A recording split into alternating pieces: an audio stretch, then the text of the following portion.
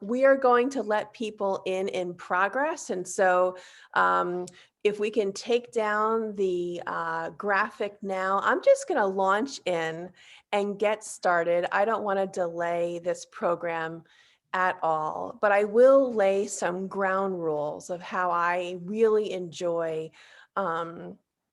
running these events. First of all, I will be on time. I promise you that. It is now 7:04 here in New York, and we will be done, I promise, at the strike of 8 o'clock Eastern time. I know you have many things to do. Maybe you want to just have a relaxing evening. Maybe you have kids to tuck into bed. Whatever it is, I promise to honor your time. You will be out of here on time. I will lead a conversation with Emily for about the first half hour or so, and then I will open it up to your questions. So in the chat, if you can put your questions, if something is on your mind, even right now, please put it in the chat so we don't miss out on your question. If something Emily says sparks something within you and you want to ask her or me a question, I welcome you to do that as well. I'm going to introduce to you Christina. Raise your hand, Christina. What I'm going to ask Christina to do is during the event, go through the chat and see what questions kind of bubble to the top that could really address more than one person's question. So if Christina senses a theme that more people can get out of this event what they need, then of course, I'm going to ask Christina to start with those questions. So with all of that out of the way, and as more people enter, I'm just going to get going and welcome Emily Longnecker from Indianapolis to join us tonight. Thank you so much for being here, Emily. Thanks for having me, Allison. I appreciate it. You and I just met in person not too long ago, and we were meeting at the National September 11th Memorial and Museum in New York City.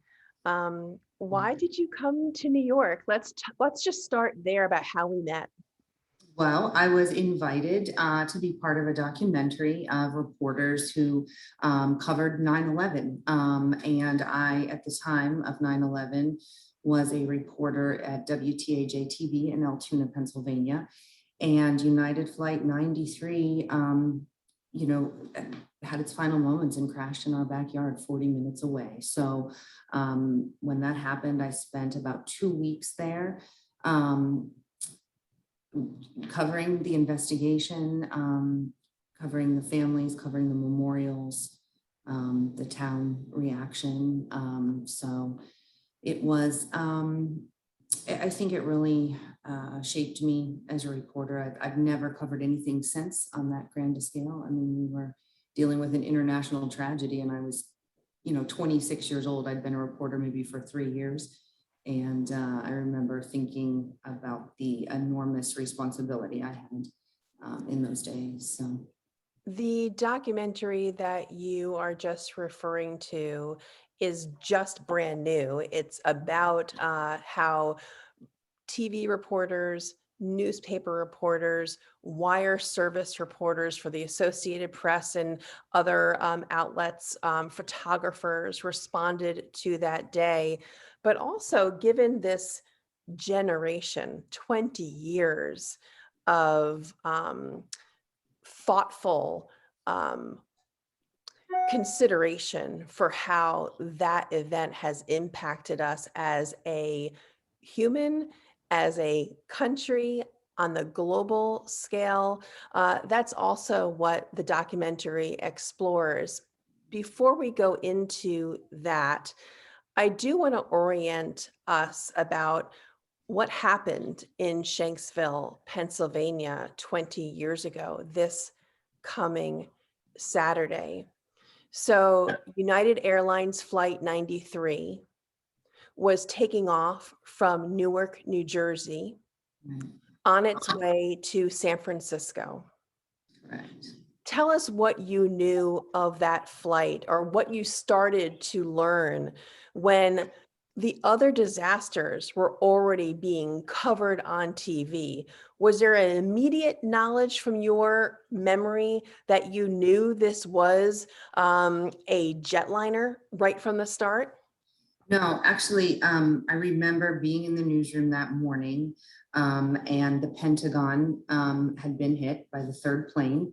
And then we heard on the scanner some discussion about a plane that had lost contact with air traffic control out of Cleveland. And I remember we all kind of looked at each other. And if you remember, they had ordered all planes to the ground, in that hour. And so we all kind of looked at each other and thought, okay, this is a plane that's trying to find a spot to land, the chaos of everything going on. Maybe they're just not responding. And so we all kind of looked at each other and thought, no, this isn't this scanner traffic it cannot be part of what's going on. So I headed out the door to touch base with a woman who was waiting to hear if her son was okay, who had been in Tower 2. And during that time, we got word that there had been a plane crash in Somerset County. And even then, details were scarce at first, and another crew that was closer, they sent one of my former colleagues, Patrick Shore, to the scene with a photographer, and he was doing phoners from the scene. And initially, he talks about how the crater in the ground was pretty small, and he couldn't imagine that this was anything more than a small plane. And it was then eventually, as state police came and FBI descended, that the realization was that it was United Flight 93. I'm going to get specific to you talking to the families. I Mhm. want to orient our discussion about how a reporter possibly talks to a family awaiting word for their loved one, how you talk to a grieving family. But I want to also make sure that we are all operating with the same set of facts about how many families were impacted. And I'm just going to look at my sheet because I want to make sure I don't get anything wrong. On United Airlines Flight 93, there were 44 people on board. That's it, 44. There were Right. 2 pilots, 5 flight attendants, and 33 passengers. The rest were the 4 hijackers. So that's still clearly a lot of family for you to talk to, have connection with. So 2 pilots, 5 flight attendants, and 33 passengers. And the age range of the passengers was quite varied as well. Help us pick up from there that magnitude. Clearly, it was a huge plane. It actually wasn't packed as tightly as most jets going to San Francisco from Mhm. Newark, New Jersey, which was actually intentional on the part of the hijackers who wanted to make sure that there wasn't enough people or too many people on board to thwart their efforts. So they knew how lack of crowded passengers that would be. That's not the correct way of saying it, but you know what my point is. And so when you are going to that scene, what is your first stop? How do you begin, Emily, by talking to those family members?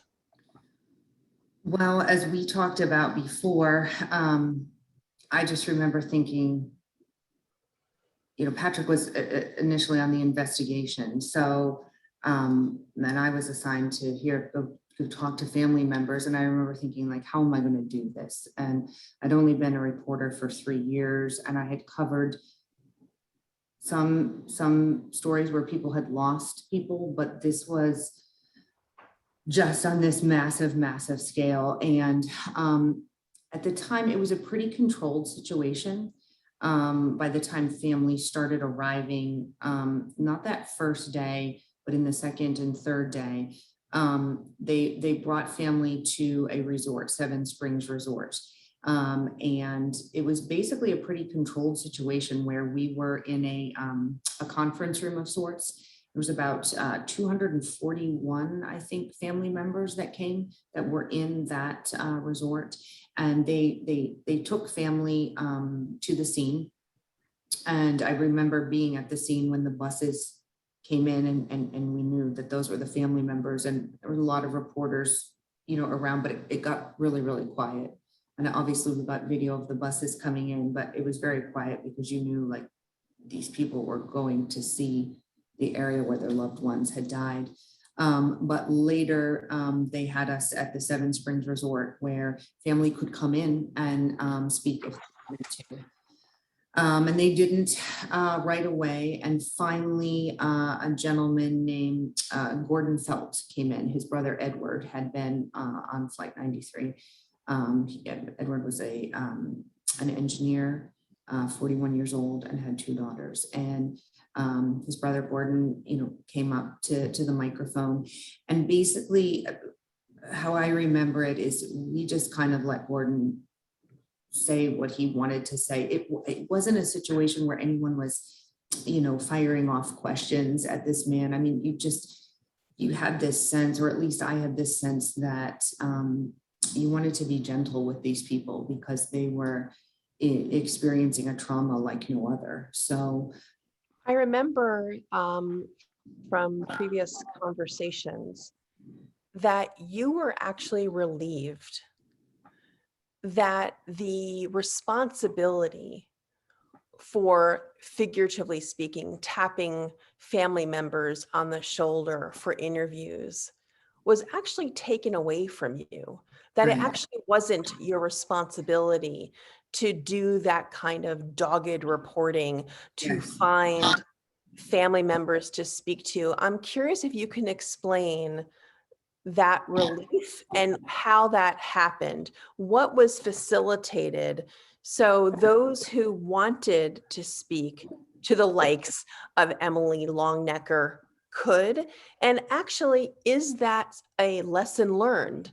Have other tragedies responded in a similar vein? So I would love to have you explain that.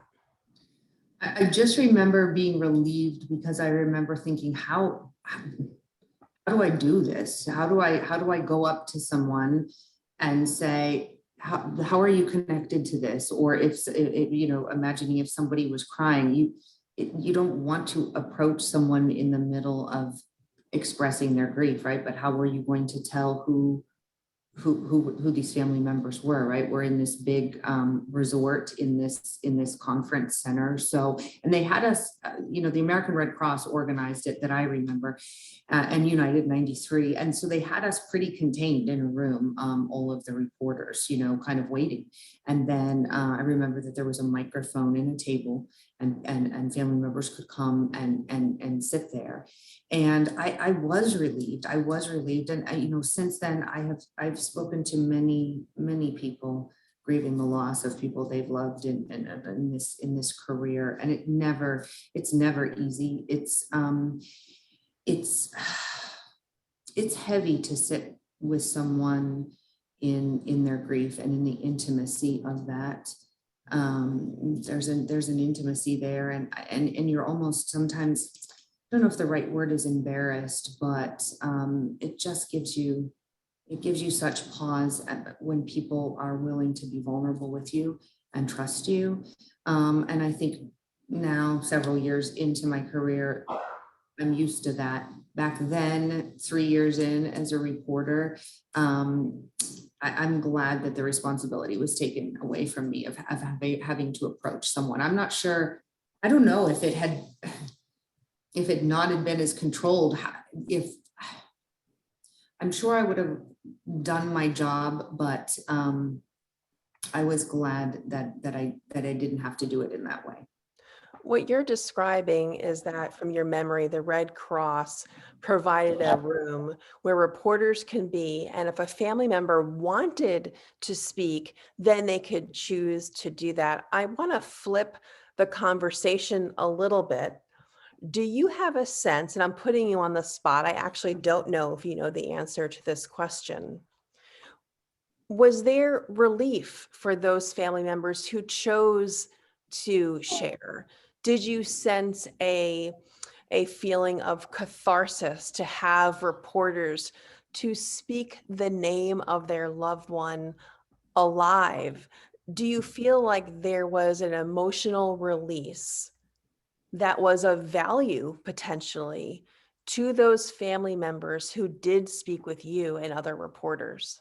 Yeah, I absolutely think, because, they were learning the details of how their loved ones had, tried to thwart this attack and wrest control from the hijackers. And so I remember feeling, there was great grief there, but also this sense of pride, if you will, that their loved ones had fought back and really, had been the first fighters in the war on terror, right? This was the first battleground, I think, Shanksville, in fighting back against that. So I do think that there was a catharsis there for people who wanted to talk. And I've found that over the years in covering people who are grieving different losses of loved ones, people often they want to speak with you. They want to make sure that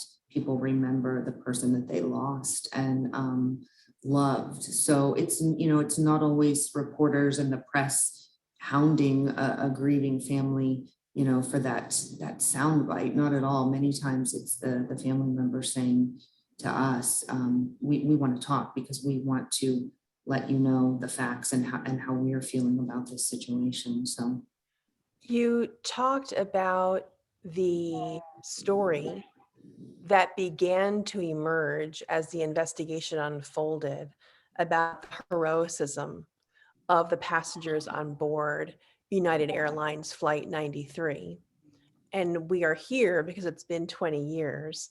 And I don't want to assume that everyone who is listening or watching this conversation knows the details of the heroicism on board. But in a nutshell, just so I can make sure everyone has the benefit of knowing this story, United Airlines Flight 93 took off 25 minutes later than it was supposed to from Newark Airport in New Jersey. That allowed those passengers on board to know what was beginning to unfold in this country. It allowed them to make phone calls. And I believe, I'm looking at my notes right now, there were 37 phone calls made that were then investigated and analyzed by the FBI from passengers calling airline officials and loved ones. And with that bit of audio from these 37 phone calls made by 13 passengers, they knew what was unfolding. And there was actually a vote on board to do something about it and who was in. And the decision was made to take over the cockpit, to do what they could to wrest control of the plane, because I guess the sense was, we're going to die anyway.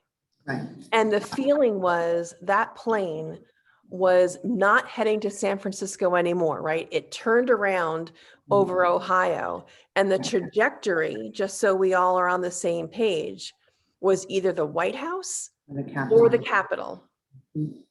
Yes. How did the unfolding of this narrative, this positive story about how passengers met that moment, how did that change the grief that you think folks were experiencing? Does that story, is that a balm? Is that a salve? How does that help heal? I think so. I mean, in being in the town in those weeks to follow, I remember some signs out that some of the school children had put out, thanking the passengers and crew of Flight 93 for basically not crashing into their school, thanking them for saving their lives. And I remember how much that touched me personally to see that those children realized that. And I think that there was a sense of pride and feeling, amongst folks that these folks had done all that they could, and had fought back, right? I mean, everyone was just, there's a lot of anger. I remember seeing signs in the town that said paybacks are hell. And so people were angry too. And so I think knowing that these folks fought back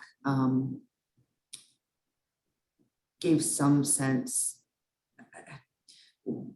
I don't know if soothing is the right word, or salve is the right word, but I think in the accounts that I've read from family in the years since, they were glad to know that their loved ones were part of that and helped out. I think that in the telling of the experience of 9/11, I know for me, I was a producer at a TV station up in New York, and I got way too close to the unfolding events at Ground Zero.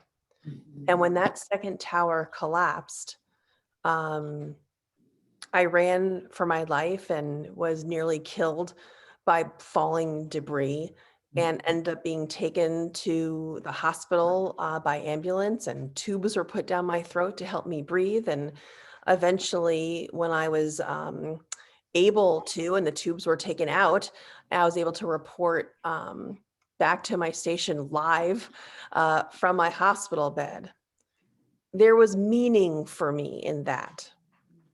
That helped me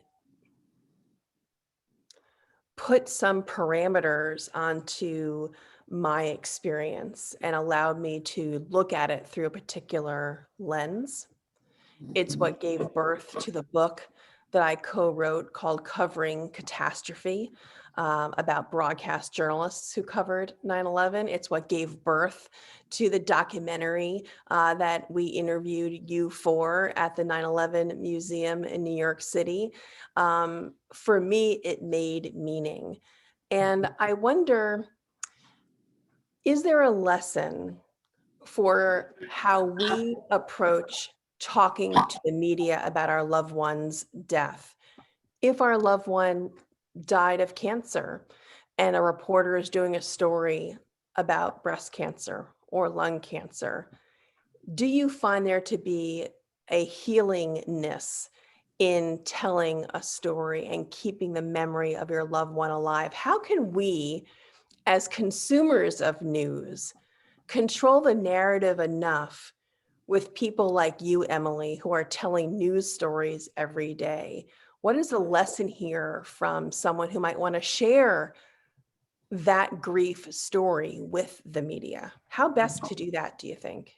I mean, now it's pretty easy to reach reporters with social media and email being what it is. I mean, you reach out, you send a message and say, I would love to talk about my loved one. I think there is a message here, a greater message to be shared with others that can, help other people. And I want my loved one not to be forgotten. So, yeah.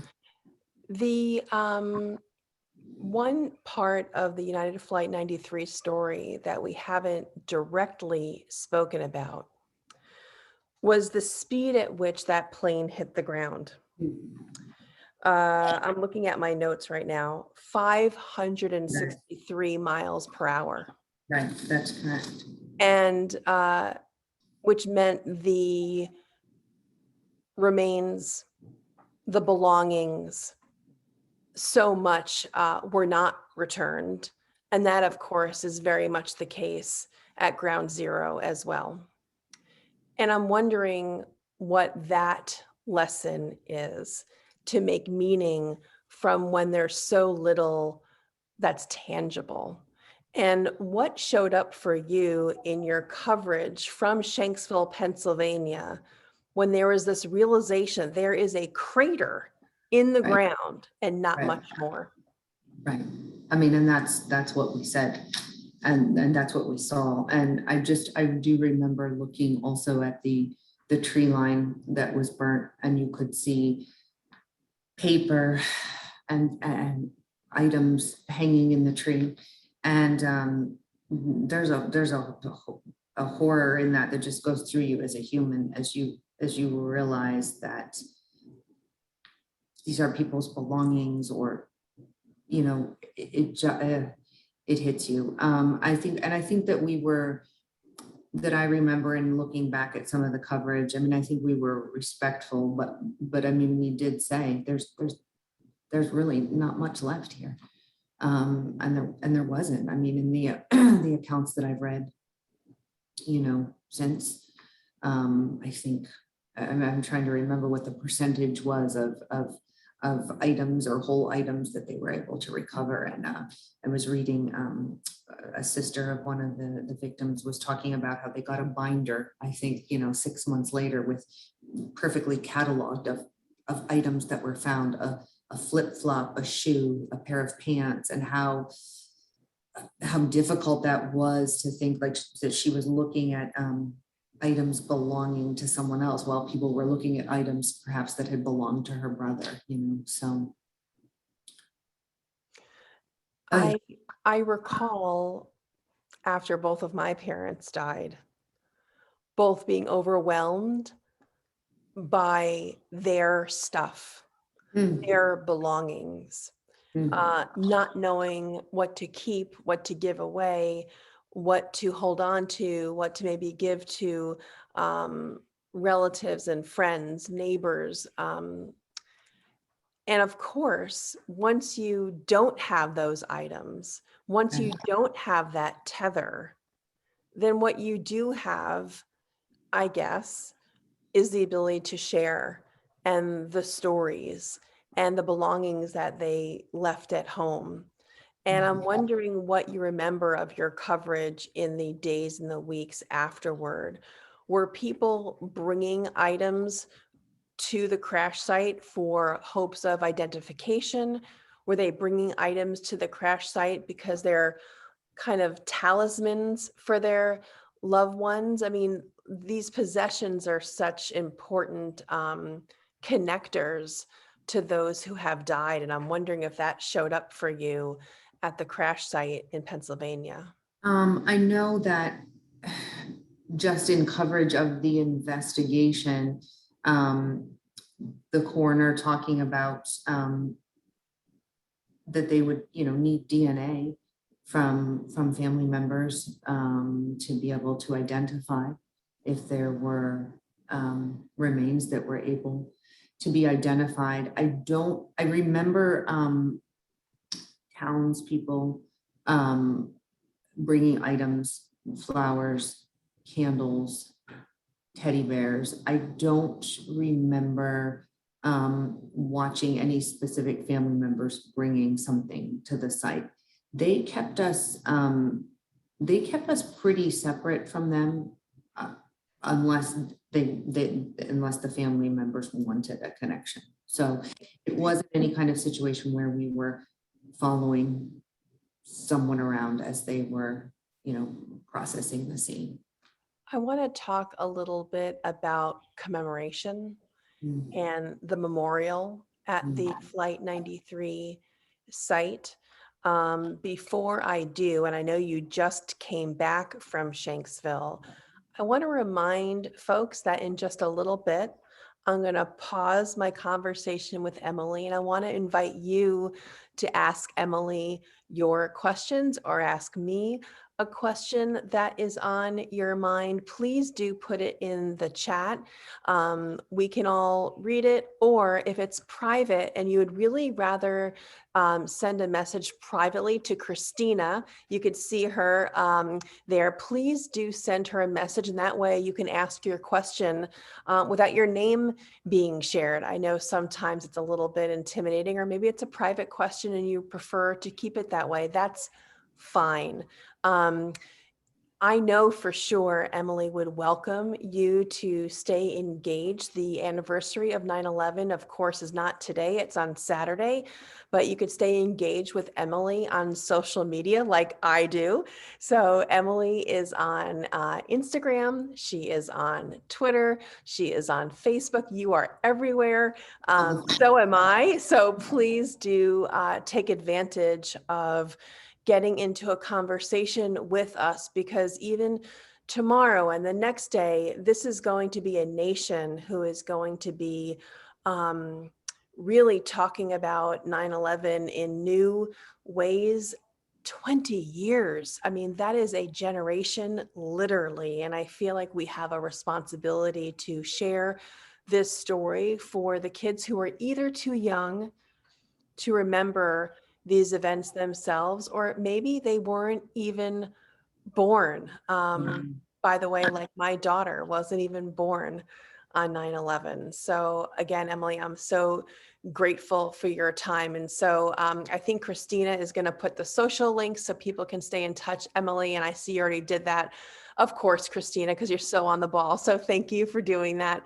But Emily, I know before we take questions from folks in the chat, you just came back from Shanksville. And what's remarkable to me, tell me if I'm wrong, you hadn't been back since. This was your first time and you saw the memorial. What was it like for you? It was, I mean, the memorial was beautiful. It was so peaceful.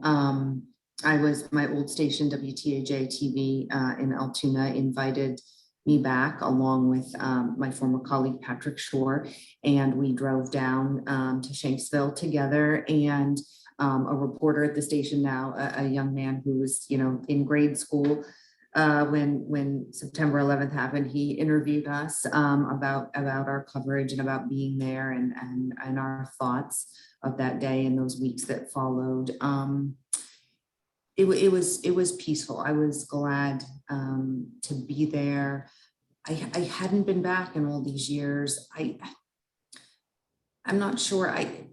The life of a reporter, sometimes you're moving from place to place, and so after 9/11, I think it was like 6 months later, 9 months later, I moved on to my next station. And then from there, moved on to another station. And from there, moved on to another station. So when you're moving around so much, your vacation time is short. And whenever I would go back to Pennsylvania, where I am from Pennsylvania, I would go back to the northwestern part of the state to spend time with my family. So I just, I didn't get there. I didn't go there. And I don't know if it was, I don't know. I guess I just took my time in getting back there. Let me ask you a very specific question. So many of us who have lost loved ones, and I include myself in this category, and I know from my work with Domani for Grief that many of us either have photographs around our homes that help us remember our loved ones. Maybe we've built a memorial garden in our backyard, and maybe we've planted our loved ones' favorite flowers, or maybe we've erected a plaque if our loved one was very much involved with the community, or a church or a synagogue or a local school. There could be a commemorative plaque. I'm wondering what struck you about the Flight 93 memorial that helps keep the memories of the passengers alive. What's your takeaway? What sits with you after you left? In going through the museum and listening to some of those phone calls, I was choked up listening to some of them, to see some of the items that were recovered at the scene that family members had donated. I thought that the area where each of their names are engraved on I guess these pieces of marble or stone, I thought that was incredible. The walls that kind of follow that final flight path into the field. I mean, you're looking down the flight path. That really struck me. And then there was an engraving, I don't want to get the quote wrong. It said a common field one day, a field of honor forever. And I, wrote that down at the time, and I've just kind of kept that and have looked at it from time to time. That really hit me. And I think, seeing that large boulder in the middle of that field, and knowing, you can't go down there unless you're a family member or a family member accompanies you. And that's a final resting place for those brave folks. It's, people are quiet there. There's a quietness there that no one is really talking very loud. It's very peaceful. It feels sacred. And I've heard that it described, by many family members and accounts that I've read since then. Just reading some of the different family members that have gone back quite a bit and sit there quietly. So. Thank you for sharing that. I haven't been. I really do want to go. And I feel like you've just brought me closer, but really have inspired me to want to take that trip. It sounds like it's a powerful experience. Yeah.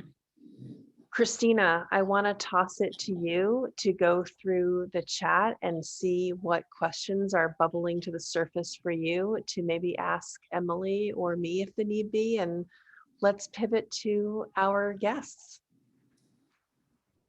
This is a question for both of you. Can you discuss your own trauma after the situation?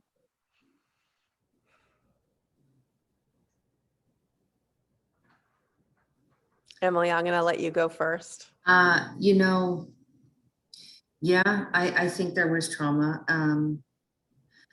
Yeah, while I was there, I think I called my mother every night and cried on the phone. I just remember needing my mom. I was a grown woman doing a grown-up job, but I wanted my mom most nights, quite honestly. And in the months, the weeks that followed, I slept a lot. I slept a lot, or I couldn't sleep. So, and I know now that is, different, a symptom of maybe some PTSD. So I think that's, how I experienced it, and probably some crying jags. But I think it prepared me for, the life that I've led since, which is covering a lot of loss in the local news scene. And I meet people many times on the worst day of their lives. And so you learn to compartmentalize so that you can cope. You learn that you have a job to do, and then you set aside time to process. Maybe at the end of the day or the next day.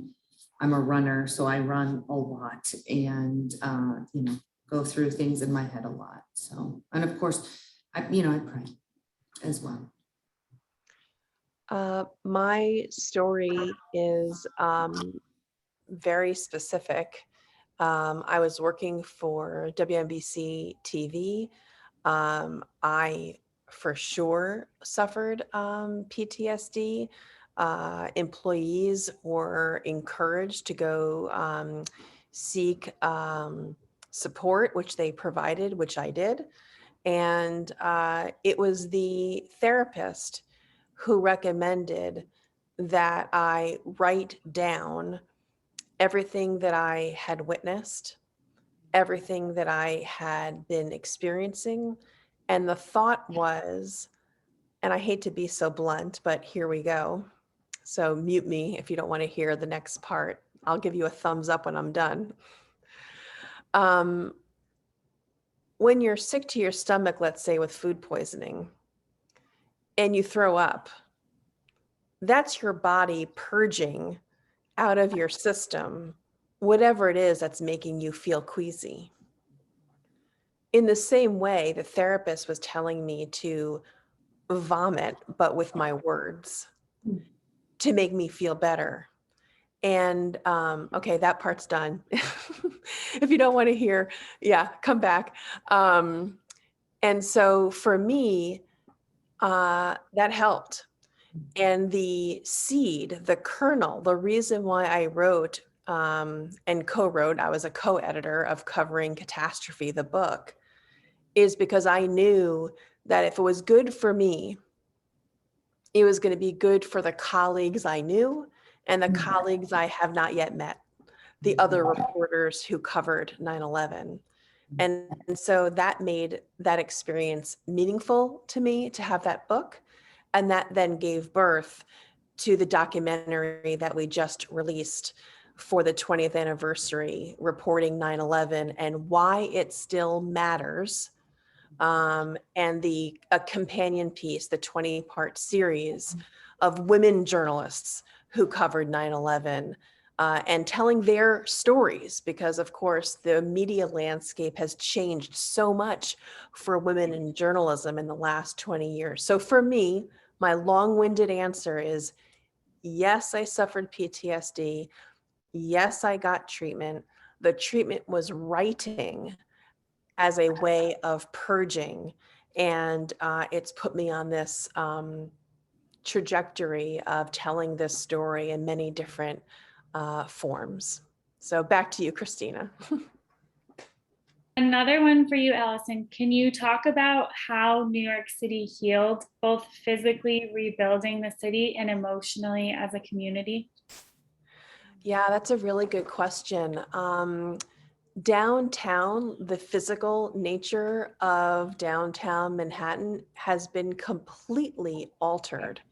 Bob Pisani, who is a CNBC reporter, talks about this so clearly in the Reporting 9/11 documentary, because he covers Wall Street. And what he says, and I'm paraphrasing, is that before 9/11, it was a business center, very little life after work, right? Like people went away from downtown before 9/11. That's not where you lived. And today, as he says, there are millennials, there are people walking their dogs, they're getting coffees all the time. And so there is this different life. It's in some ways more robust, more youthful, more energetic downtown.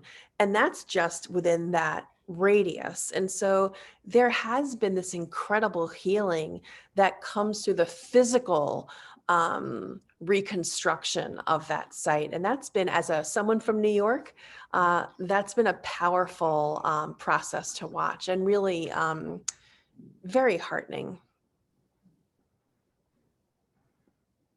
How did covering this event change you as journalists?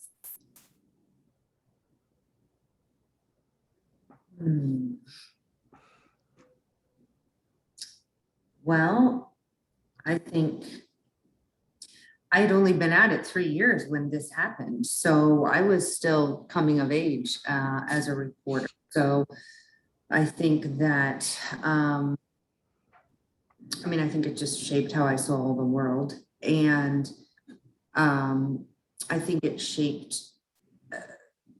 how it was that I was going to have to approach, how was I going to learn to have to speak with families in their worst moments, in situations that weren't controlled like it was at Flight 93, where there wasn't the American Red Cross setting up this loyal station for people to come in as they wanted, and instead sometimes having to reach out to people and to families to see if they want to share. So, yeah. My response would be that it completely altered the trajectory of my career. And I want to say this very clearly in an exceptionally positive way. And how I've made peace with that over time is that two things can be true at the same time.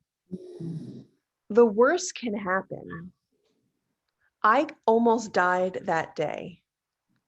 And what is also true is that it allowed me the capacity to find out what was most important to me, to realign my priorities, to want to tell stories in a different way. So I had always been a journalist, but 9/11 put me on a track where I wanted to tell stories that were the most meaningful to me. And that became stories about death and about grief and about loss and about resilience and how we can use all of those negative emotions, negative experiences, and use them for growth. And my favorite word in this work that I now do with Domani for Grief and writing all these books about grief and loss, I'm now on to my 5th book right now.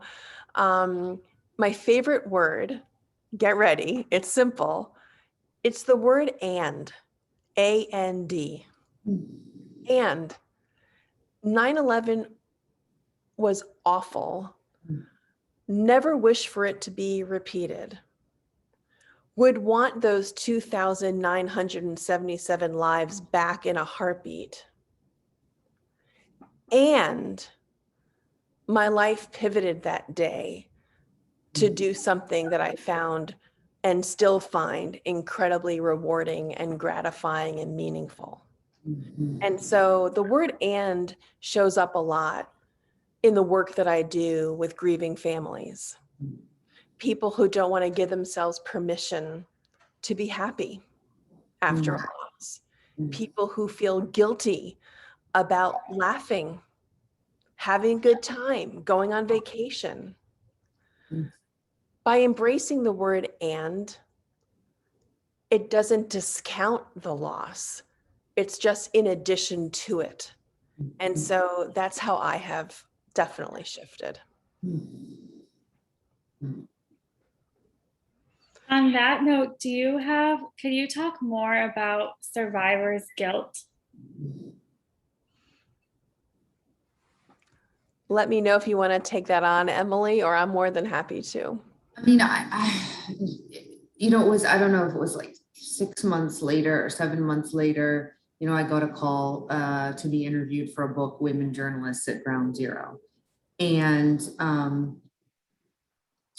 did the interview, but I remember thinking like, what a hell of a reason to end up in a book, right? Like, so I end up in a book and it's for this terrible, terrible thing, right? I mean, it's, and I remember my hometown newspaper doing, they sent a press release, my hometown newspaper doing, an article about like, oh, you're mentioned in you have a chapter in this book and you've done this work and, this international world-changing story you were a part of.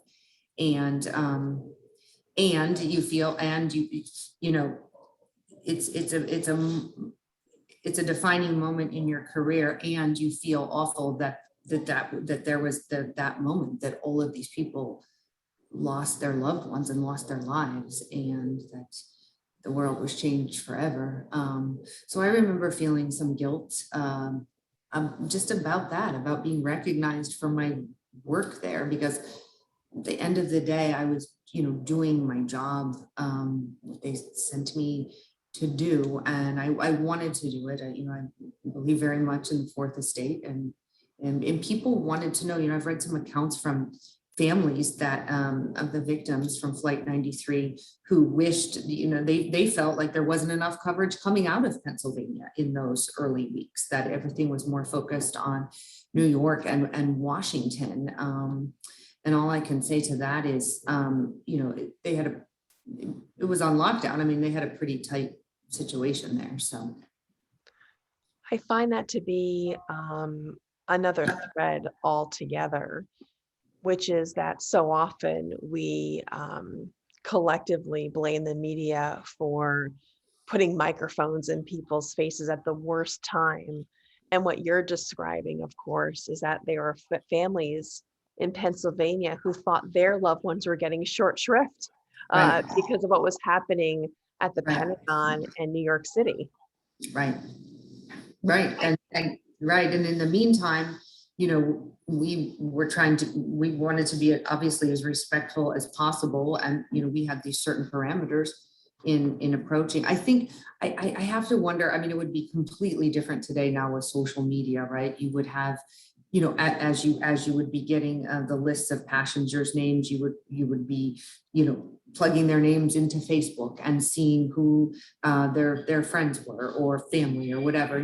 I can imagine probably reaching out to maybe close friends first, not wanting to reach out to family or going through a family spokesperson. I think that social media would change a lot of that access, if you will, today.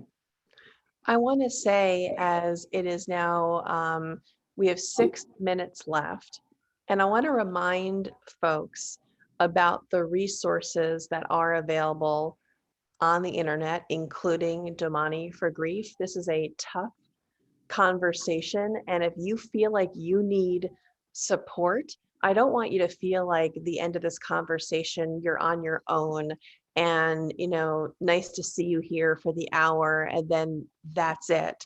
Damani for Grief has a community Facebook page where if you're already on Facebook and you want to join and continue the conversation there, it's a safe space. It's a private group. You have to be, admitted into it so you can feel comfortable. Also, 9/11 brings up anxiety for many people, and there are courses about the combination of grief and anxiety, because that combination is real. That grief can maybe bring on anxiety, or if you're already someone who suffers from anxious thinking, adding on a layer of grief can actually make that worse. And so that are just some of the courses that you can take as well. And if you guys want to check out Emily in the documentary, it's streaming right now on this platform called Wondrium, and it's free for 2 weeks. You can go online and get a free 2-week trial. And then you can always not continue your membership, just do it for free, watch Emily. And then you can always get off. But if you want to see this documentary that we've been talking about, reporting 9/11 and why it still matters, and hear more from Emily, you're more than welcome to check out.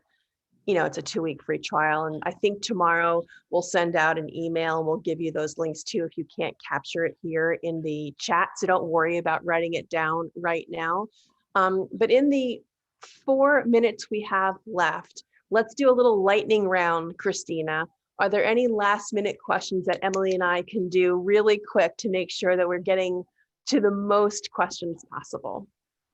I don't know if this is quick, but how do you think the politics of the tragedy impact the grief of family members and friends?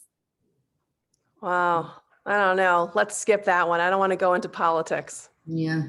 Oh, Allison, this is great for you. Someone asked about how to use objects from your loved ones in a positive and healing way.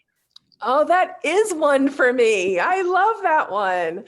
I wrote an entire book about it. It's called Past and Present: Keeping Memories of Loved Ones Alive.